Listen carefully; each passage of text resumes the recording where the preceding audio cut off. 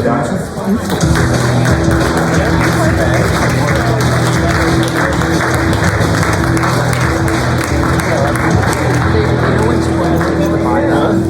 that? Running the table. Seamless one. The Web3. Andrew, last year, I went to do a cover story on it for DNJournal. So we start talking about it and set up a call. Typically, the way that goes is I'll get on, if we do it by phone, I'll get on, and in about an hour, you pretty much collect a live story. So we had an hour go by, we're still at least a beer. I mean, we just really on, right? 2 hours goes by, all one phone call. 3 hours goes by, and I think we just were exhausted at that point, but yeah, that was it. And that's a good stuff from last obviously about wrestling a little early in, but that's absolutely what it was. But we would have kept going physically, I think, if we could, because it was one of the most interesting conversations, really, I think, that I ever had. And my whole thing, the most important part of the story to me has always been basically the backstory. I always like to know how you got there, and I said this earlier in the morning that this business is so new. We all came from somewhere else. I mean, there are teenagers in this business. It's really funny. It's a great business. The most successful people that I know in this business, three of them right off the top of my head, all started as teenagers. Yeah. Oh, yeah, absolutely. So, you know, but the thing is, every story is so different, and Andrew's is one of the most fascinating. He came from he did a few things, but the key one was from the seafood industry. But to go back a little further, obviously, I tried to get him to give us 3 hours, and they just they weren't having it. So what we're going to do, I'm going to cherry pick some of the stuff out of Andrew's story, and I bet most people in here have read the story. If you haven't, when we're done, or when you have a chance, just go to Google, put in DNJournal, Andrew Rosener, and that's the #1 entry in Google, and you can read the whole thing. And it's really detailed rich story, one of the best, most widely read ones that I've ever published, which speaks to how popular it was and how much the story captivated people. So I don't think I need to go into a lot of Andrew's business success story, other than that he's built from scratch one of the most important companies in the space. It's had multiple $1 million sales. If you look at the speaker profile before the show, sold some of the biggest brand names like talked about Zoom this morning. Got in, that's just an incredible background from that standpoint. So I'll start by picking something out from your youth. To start with, Andrew's from a family that actually predates the founding of America in New England, a Rhode Island family from before the American Revolution. So he grew up as a native New Englander, went to the University of Rhode Island, and so we were talking about growing up and the things that influenced him. He made a point of singling out one particular person who is highlighted in that story, and it was a high school wrestling coach. And I would like you to Wayne Griffin, revisit why Wayne was so important in your life, and even to this point, who you become.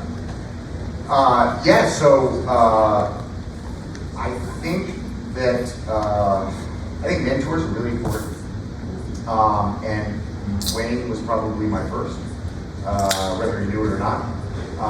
But through wrestling and through him, he was just an amazing coach. He represents everything that is great about coaches, and it's important with coaches.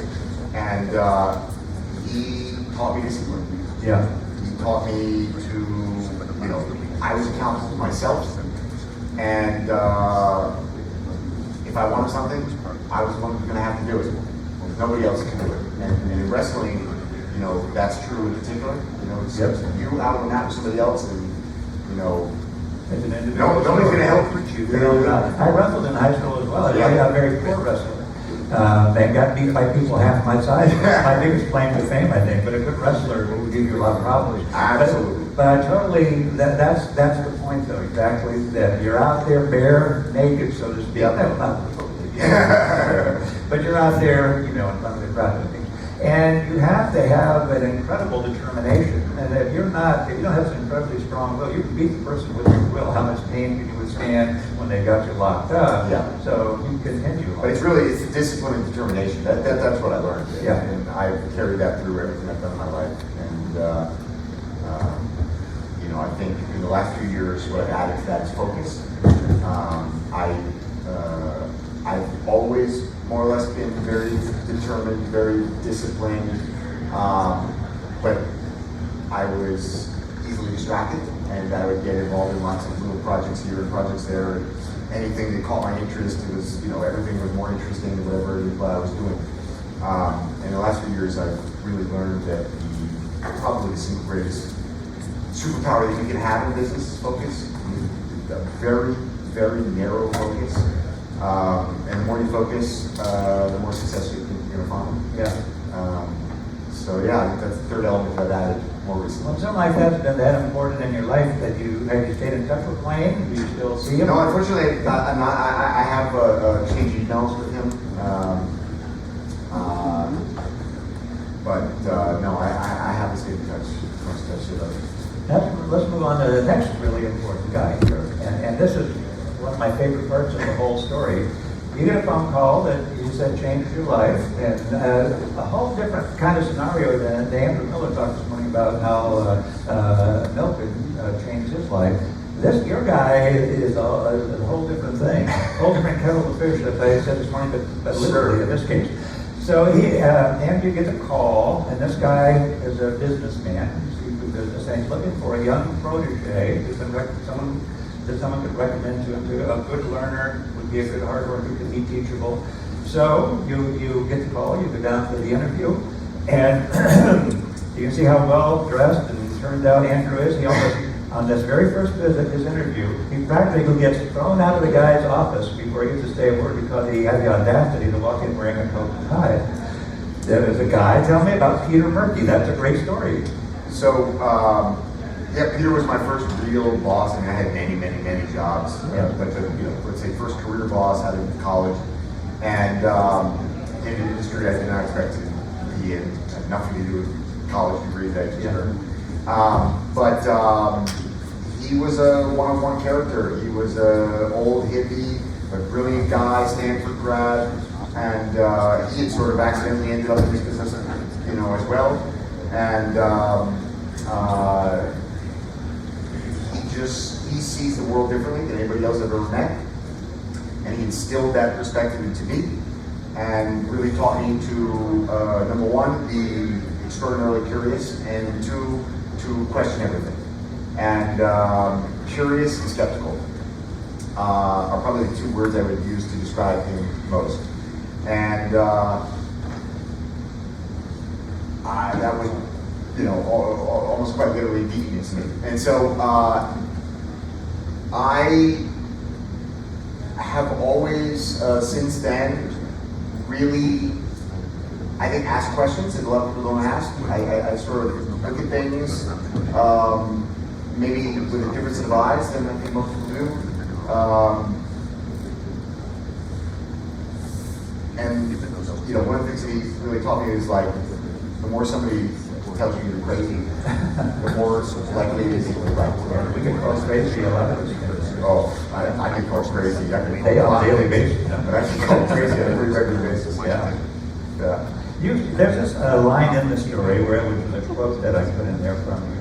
That you said that being in the seafood business was the single most important and impactful thing that you've done in your life. That's a big statement you made. Why did you say that?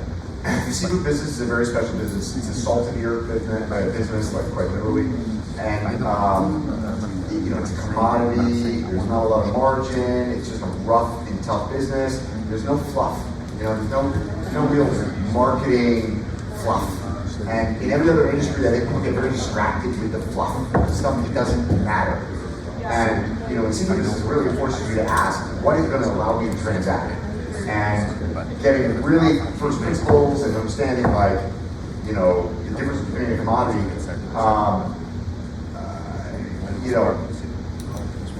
Get on the phone with somebody. You're not making small talk. You're not talking about the fluff.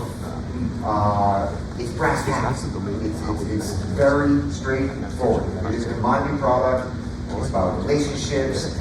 It's about clarity. It's about communication. It's about trust. It's about your word. It's about doing what you say you're going to do. More than anything else, it's about doing what you say you're going to do. That's another probably probably the single most important lesson I learned from Charlie Tuna. Really? Yeah. Is do what you say you're going to do, no matter what. And I would actually, the title of this is a climb to the top. And I'll tell you, when I really got serious in the domain space, primarily as an investor, I think that the number one thing that led to my success and very rapid growth was that I always do take it to the bank. I do what I say I'm going to do, good or bad, 100% of the time. There are zero exceptions. I do what I say I'm going to do, and I don't ever fail at it. And so, I agreed to buy that domain. I promise you, I'm going to be pay faster than anybody else, because I'm not going to be sitting there thinking about whether I actually want to do the deal. It doesn't matter. I already said I'm going to do the deal. So waiting on payment is just silly. I made the deal. The moment I said I'm buying that domain from you, as far as I'm concerned, that deal's already done. Yeah. And I expect the same from people I do business with. And when I don't get that reciprocated, I don't do business with people anymore. And so these are the things that I really learned from Peter, was that, this is the filter for not just business, but also your life. Yeah. Like, you don't want to interact with people that don't do what they say they're going to do. Because that's a losing proposition. Yeah. If I get back up what Andrew's saying on it, because I totally forgotten about this, but it just occurred to me that they bought a domain for me several years ago. I didn't know you remember. I do. I can't even tell you the domain name. It was pttp.com. That's it. p@411.com. PTTP. I liked it because it was that's the acronym for Power to the Power to the people. And and I thought that's a great acronym. But in terms we were actually going to do something with it, but we didn't.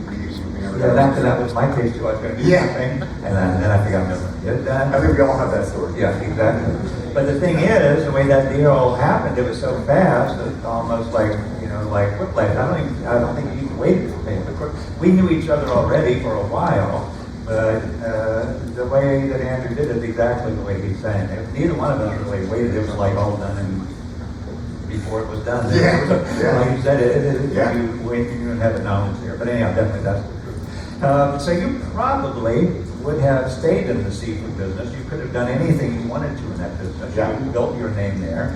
But I understand there was an issue of succession that came along because while you felt you were being groomed to take over probably Peter's business, it turns out he had a son, and we know who gets chosen in those scenarios. Yeah. So, and that's what ended up to your exit. Do you have anything you want to say about that? I'm only grateful, right? So if it wasn't for that, at the time that seemed terrible. It was like, I got hired under the auspice of like, I'm his mini-me, I'm going to take over this business, he wants to retire.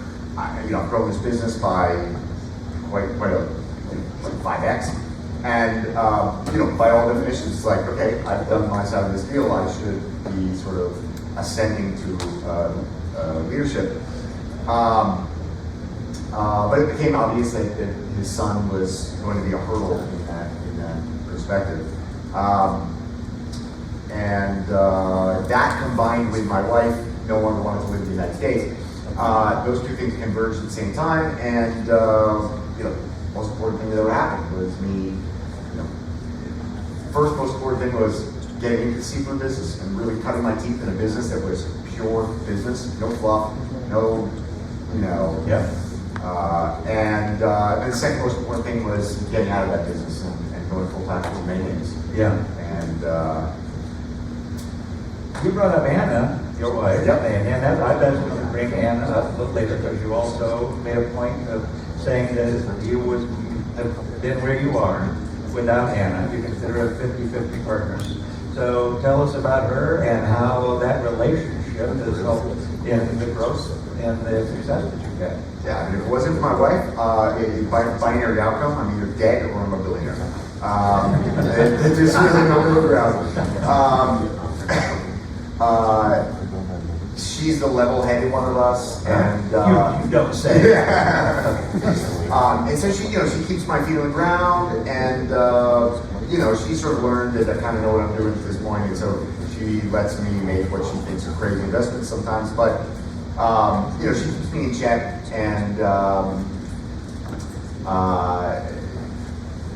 we a few years ago we sort of separated church and state. but she was absolutely essential and critical to building this business and keeping me disciplined and not making too many mistakes that would be fatal. Allowing me to make mistakes, but if it was a big potential mistake that could be fatal, saying, look, it's not worth it, and keeping me grounded. So, yeah, it's been a hell of a ride. Yeah, that's no doubt. Yeah. Now let's talk a little bit about finding your way into the domain business, because that's always a leap for people coming to that. Like for so many people, it's just been a totally different thing. I mean, that's business is business, but really a whole different thing altogether. Yep. So one of the really fascinating parts of that story to me is that one thing that really brought you into this, believe it or not, is a big hunk of ham. He's in the sequel business, but it's a piece of ham that brings him in to the domain business. Now, how does that happen? I mean, actually, really, yeah, so that's the part, I also contribute to my wife. She introduced me to the pata negra, the black-footed pig, the ham from Iberia, Portugal, and Spain. And the Portuguese will tell you that they raise the pigs and then they just get slaughtered in Spain and cured.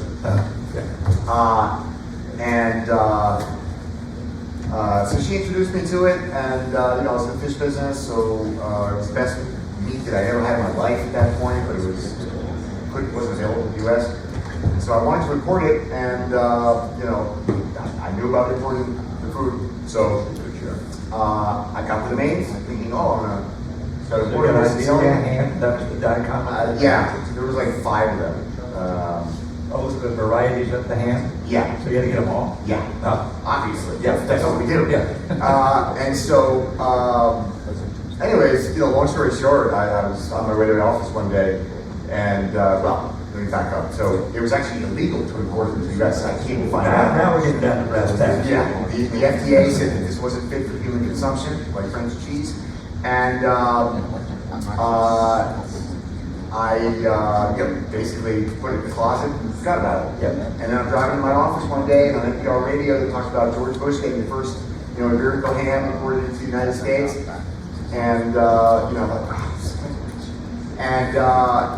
got to my office and I was researching who the importer was. I found the guy in Virginia and called him up, and started talking shop, and I asked for one of these hams. He starts laughing. He said, look, I'm sold out for a year, 11 of these containers pre-sold, dead in line, kid. And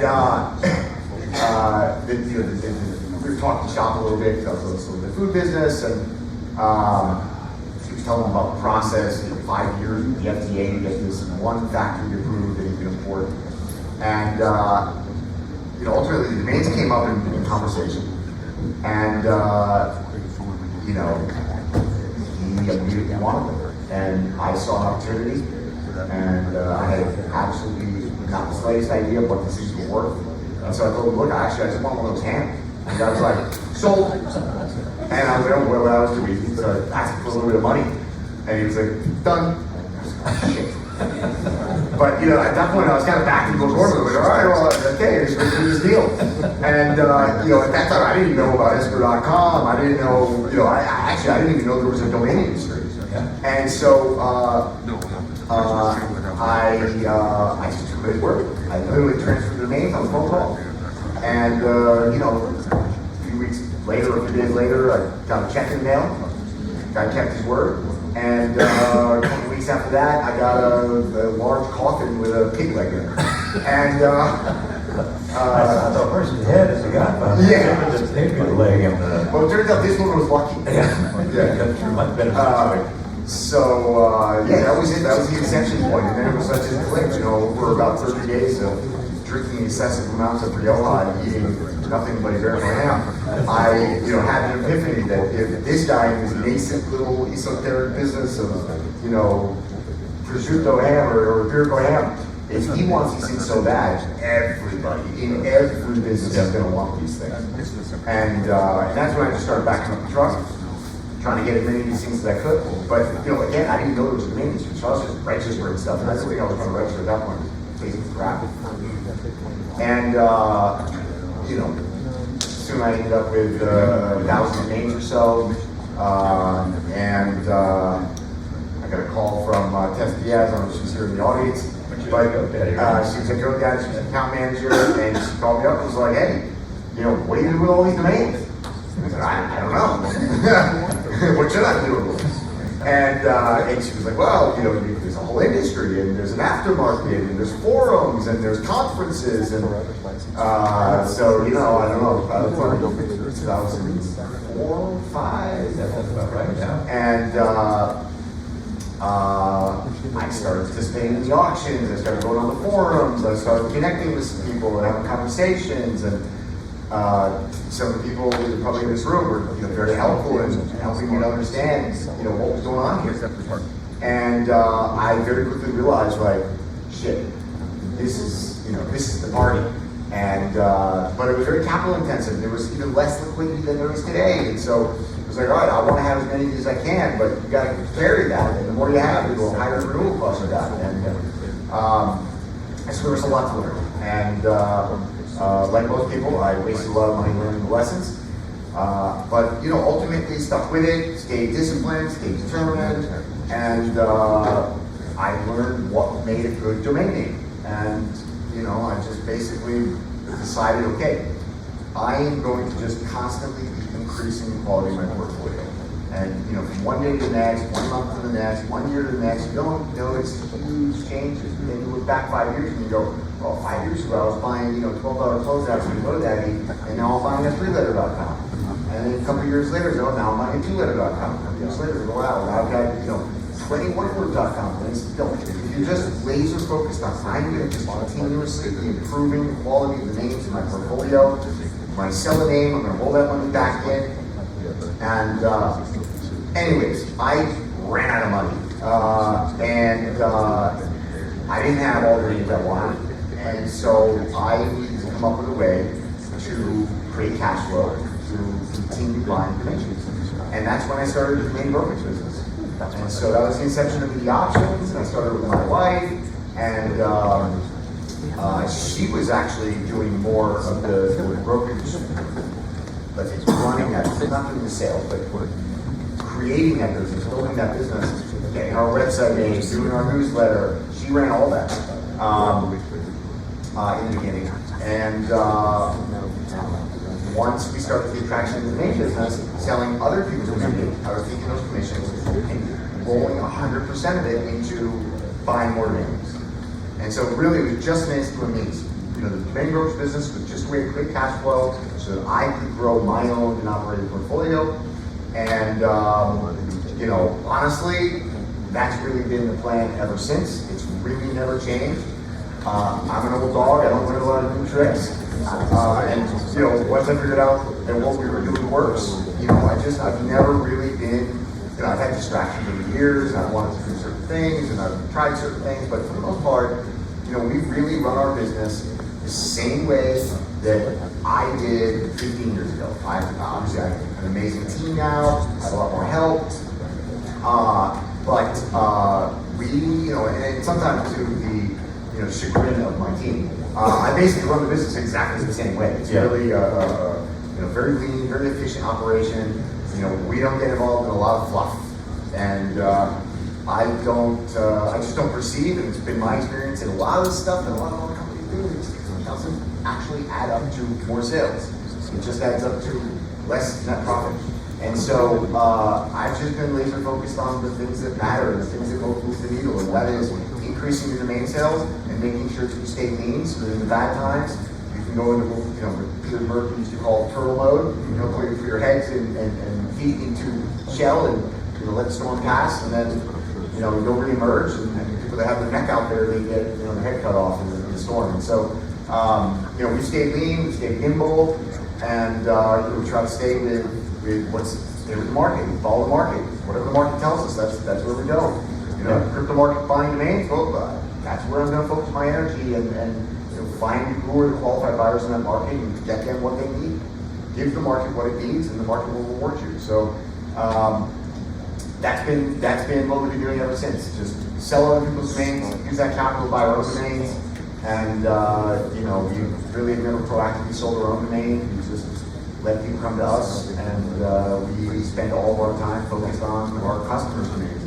outbound selling those domains and helping customers to acquire domains. Yep. That's been the agenda. Now you can see why I said the Andrew story is one of the most unique that I've ever run across in terms of how someone gets into business. All it took was a ham sandwich. Yeah. This guy wants a ham sandwich, and he gets it, and here he is, built one of the best companies in the space. That's crazy.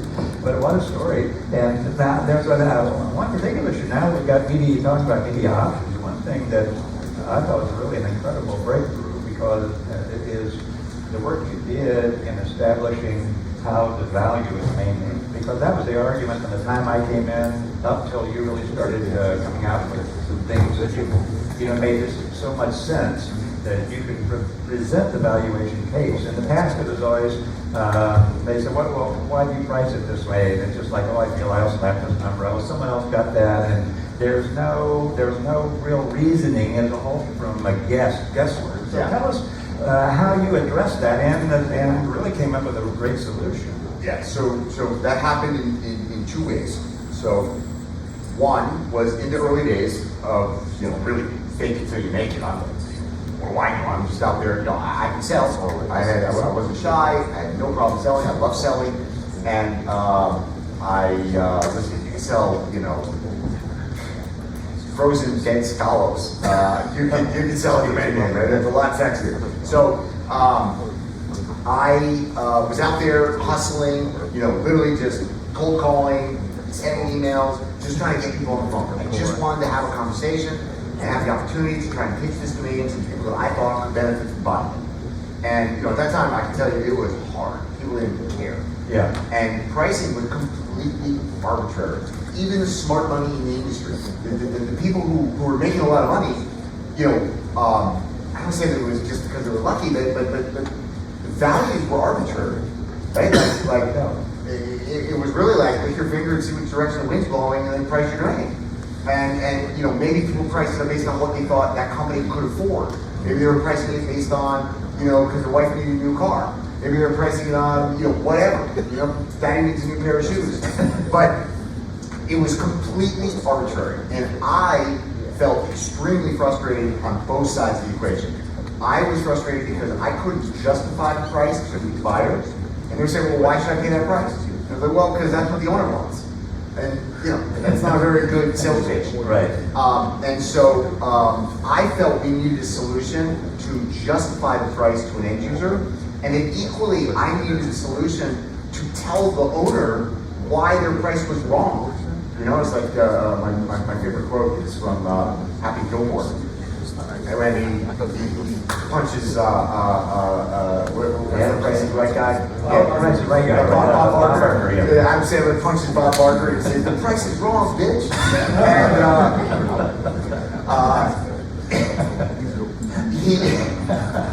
But I mean, literally, this is my life. My life is telling people that the price is wrong, bitch.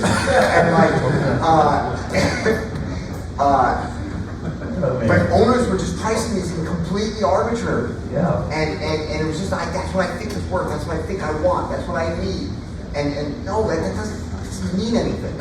And so then, I basically had identified the problem on both sides, the buyer and the seller.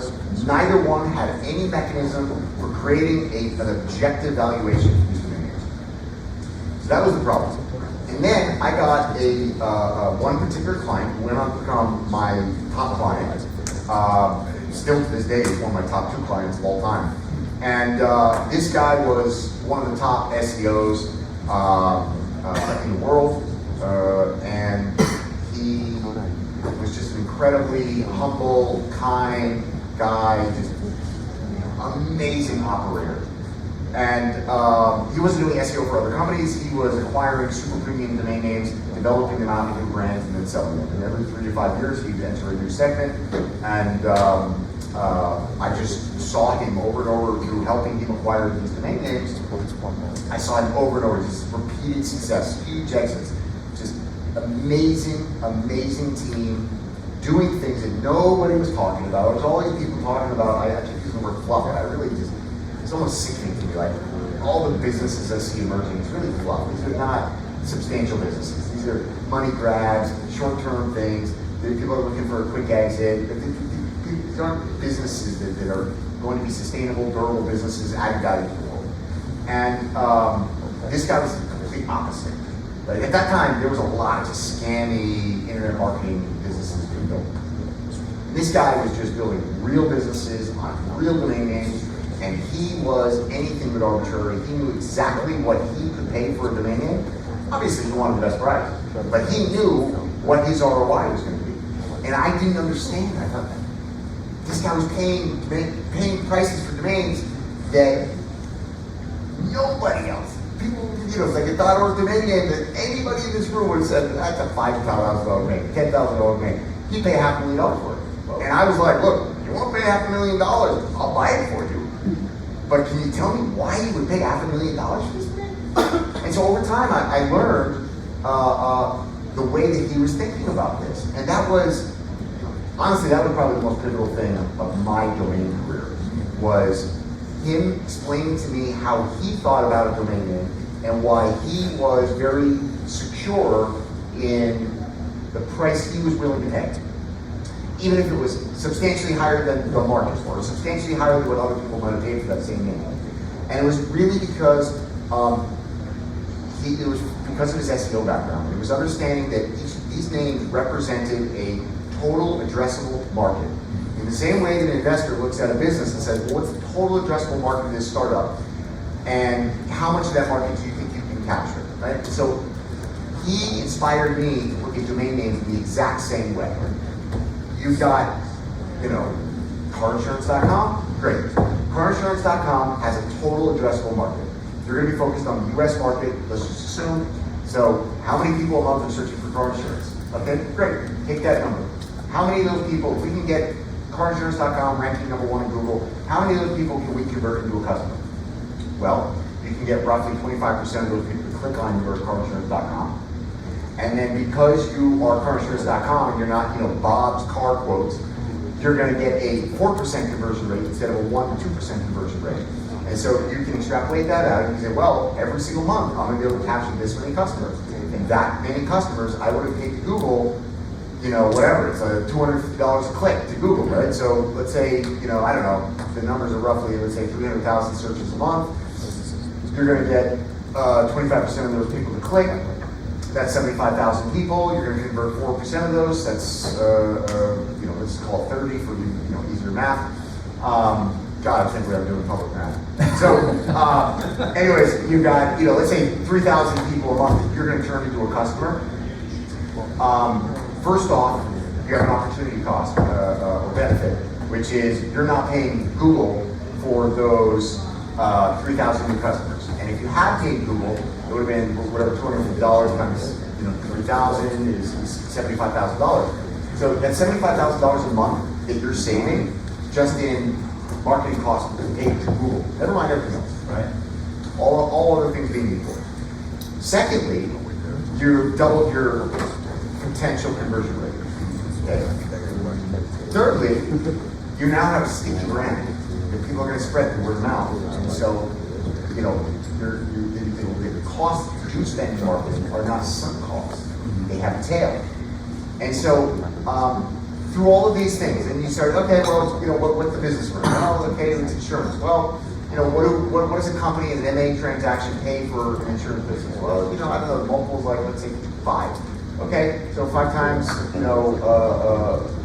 let's say revenue. Okay, so 3 to 5 times revenue, let's be conservative, let's say 3. So you got $75,000 a year, so round it up to 100, so I don't really embarrass myself. Multiply that $1.2 million a year. What's 3x that? Very super ultra conservatively, and again, I'm making up these numbers. Carinsurance.com is worth a hell of a lot more than that. But okay, you landed $5 million. All right. Well, now we've got a baseline. Yeah. I'm not telling you that that's the price. And this is where I think people get confused. People think I'm telling them that's what the domain is worth. No, I'm telling you that that's the absolute minimum that domain is worth. That is the objective value that I don't care who I'm in a room with. I mean, my clients, people I sell domains to, are the smartest, most successful people in the world, right? Selling Prime.com to Jeff Bezos, or X.com to Elon Musk, or Internet.org to Zuckerberg, or, you know, Zoom.com to, you know, one of the greatest operators in business. Like, these are not stupid people, right? And so, they want to negotiate. But if this is the anchor, this is the baseline, say, guys, look, you're offering $1 million, like, it's silly. You're just being silly. Yeah. You're just throwing out an arbitrary number, so you're not a serious person. If you're actually interested, let's have a serious conversation, because I'm serious. And, you know, I don't suffer fools gladly, and I don't like wasting my time or other people's. And so, you know, I get right to the point and say, guys, look, I don't really care what you think you want to pay. Like, this is a real opportunity. It might not be for you. But if you're intrigued and you want to have a conversation about this, the conversation starts here. And it starts here because I can demonstrate for you exactly what your ROI is going to be. And that's the baseline. Right? Everything else is gravy on top of that. Then you get into the subjective value. Domain names don't sell for their objective value. They rarely sell for the objective value. Objective. They rarely sell for their objective value. What I'm talking about is objective value. It's data-driven. It's not speculative. These are facts. People can't push back on that. It is what it is. And, you know, what those metrics, and there are many more metrics that overall go into evaluation, but what those metrics are showing you is the use of commerce and the use of culture, and that's non-negotiable. That's the namespace. And so, that's what you're acquiring when you acquire this name. And then whatever your plans are, whatever that's going to do to capitalize your business, whatever that's going to do to increase revenues for your business, or increase conversions for your business, to make your customers stickier, to increase your retention rates. You know what? To increase your employee satisfaction. Instead of some bullshit domain name that they've got to tell their friends as their email address, they're now proud to own, you know, to have an email address at whatever this oneword.com is, or two-letter or three-letter.com. This is an intangible that is very difficult to measure, but if you're, you know, I don't want to use the exact company, but this is not, I'm not making this up. This is a real case study that we had a conversation after selling, about a year after selling a very big domain name to a company. They pushed back a lot, but the moment they bought the deal, they were so proud, they were so happy. The guy kept following up with me and wanted to learn more about domains, and it was really cool. And like a year later, he came back and said, you know, one of the things that we didn't think about when we bought this domain was employee retention. Our employees are suddenly super proud to work at our company because of their domain name. Because they like saying that they work for, you know, this domain. They like having an email address at this domain. And employee retention is a huge cost savings, right? You're saving money on training, you're saving money on HR, you're saving money, you're saving time, okay? And time is the ultimate form of money. So, anyways, there are all these intangibles, there's all these other metrics that go into what is a domain worth to any individual company. But the conversation needs to start at an objective anchor point. And that's where this valuation methodology comes in. Is it gives you a tool to say, look, and it also gives you as an investor, it gives you confidence in your investment. It allows you to say, no, I'm not going to just take that arbitrary $5,000 offer because I know that the company buying this domain name over 3 years is going to get at a minimum of $50,000 payback. So why isn't this domain worth at least 50? Right? That's where the conversation starts. And then let's understand what you're going to do with it. Now, you don't always have the opportunity to know who your buyer is. You know, in fact, you know, in my business, it's rare that you know both sides. So, you know, ultimately, domains are going to sell for the subjective value. It's what is a buyer willing to pay? What's a seller willing to accept? And that's going to be driven by a whole host of emotional factors. It's going to be driven by a whole host of things that you cannot control. The thing you can control is understanding the objective value. Right.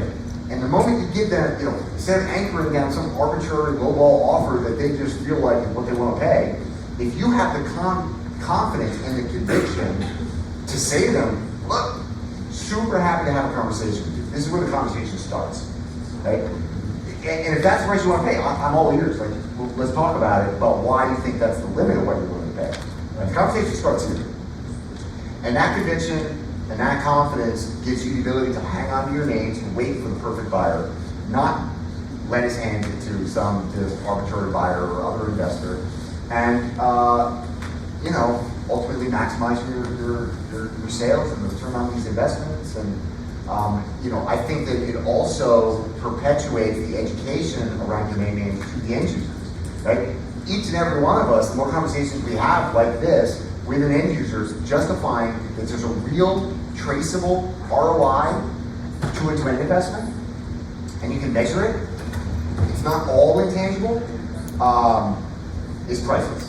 And that's how we grow the pie. Yeah. More and more people having serious conversations based in data, based in, things that can't be, things that aren't fluff. Is there a price level, like a bottom price level, where you wouldn't bother to go through the work of what the metrics involve? Like particular, let's say a media auction, do you bother to handle, let's say, something that would it be worth running metrics on, or is that kind of a point for you too? Yeah, look, over the years, as we've grown, we've evolved and changed our priorities. We're a small team. We're extremely efficient. We've been number one domain broker in the world for 6 consecutive years. And we're a team of 5 people. And actually, we were only 2, and then 3, and now 5, or maybe 6. And so, I don't think there's anything I'm more proud of than our ability to do what we do with such a small, tight team. And it all comes down to this type of stuff. But we really don't deal with anything that's less than, maybe $100,000 if it's sort of a layup, but really like $250 and up. It's sort of our market. Just 2 or 3 minutes left. I also want to find out if you ever got a television set. Still no TV. He's never in his life has he owned a TV set. No, not never, but since 2007. That's pretty well never. Yeah. But that's a long time. Yeah. No TV. Yeah. So what's the philosophy or the reasoning behind that? Well, actually, seems like an arbitrary question, but it's actually directly related to everything we've been talking about. Yeah. Literally, that was the moment when I started media options. I used to be a hardcore sports fan. Yeah. I used to watch all kinds of television. Listen, I put my head down and said, look, this is my new thing. I'm going to build this business, and that requires discipline, determination, and focus. And so I didn't have time to watch sports anymore. I didn't have time to watch movies. I didn't have time to watch somebody else's professional career that I'm watching as a spectator. No, I'm on the field now. Yeah. Okay? And so that was really the way I thought about it. Literally got rid of my television. I've never looked back. Probably one of the best decisions I've ever made. My wife agrees. My kids aren't so happy about it, but they also, they're fine. And I think they're much better for it too. Yeah. And really, I see it as a distraction. It's like a drug.